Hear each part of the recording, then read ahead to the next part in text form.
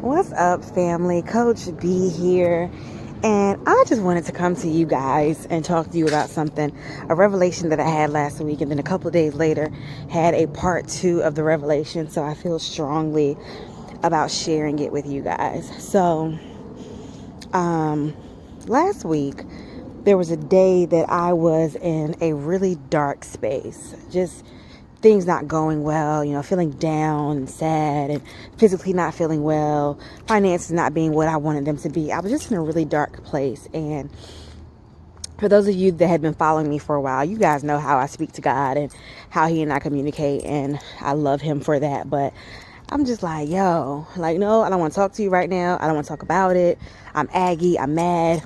No, I don't want to pray. I'm over it, just not in the mood because things were just really messed up. And I could feel the heaviness on me. I could actually feel the heaviness. And I was saying to my friends, a lot of people see me as a prayer warrior. A lot of people are like, yes, Brandy, please pray for me. Brandy, you can pray. And I love praying. It's a communication. It's a way to communicate with God. I love praying. I do pray easily. However, it does take something out of me to pray. Not necessarily a lot, not necessarily bad, but it does take something out of me.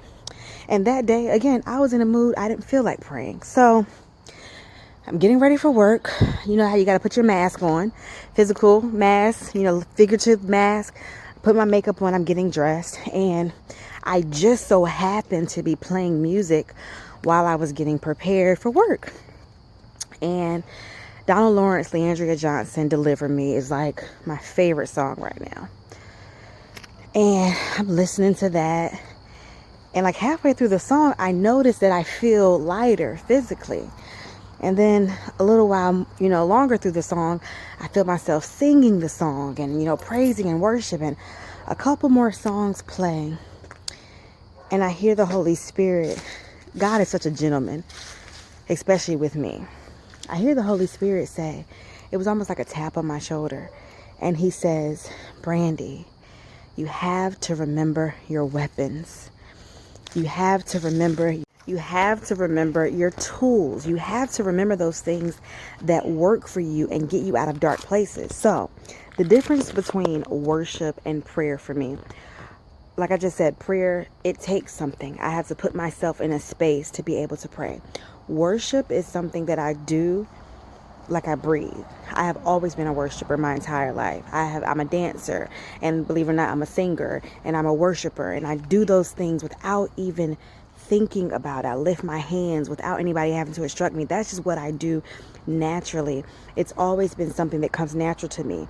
And in that moment, I felt like 100+ pounds was lifted off of me. In that moment, my life changed. In that moment, I felt better. Remind you, I was in a dark place, not just bad. I was in a dark place. I didn't want to be talking to anybody.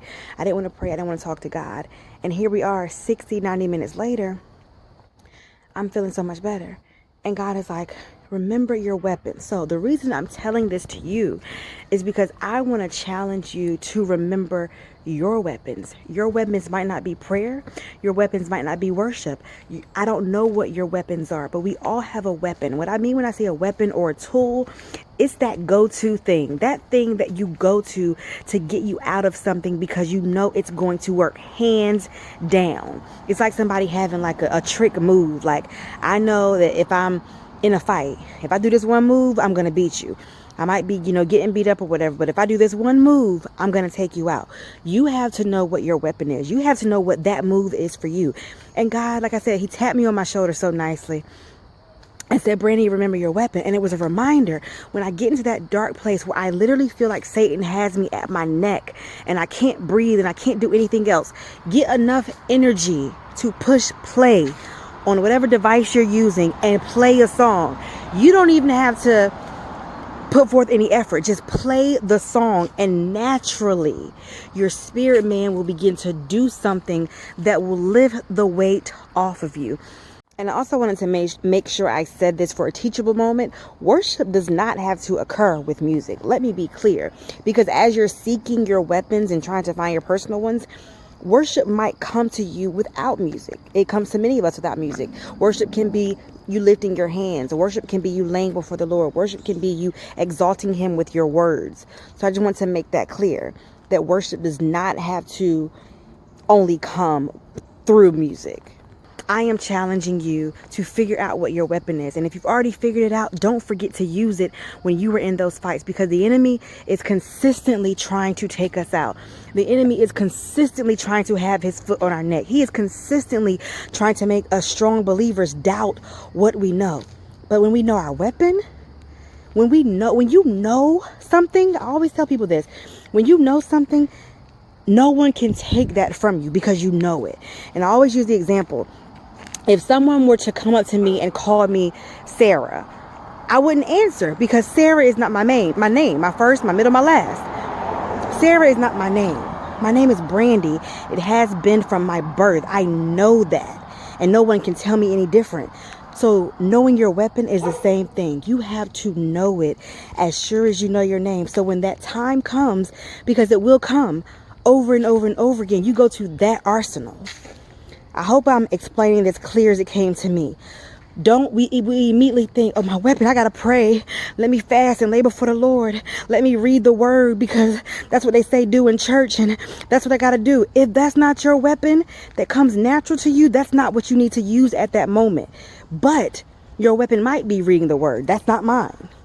Mine is worship. Figure out your weapon that is going to get you back to a space of being able to function and being able to take authority over your situation and over your surroundings. I hope this helps. I love you guys so much. Peace and blessings. Coach B.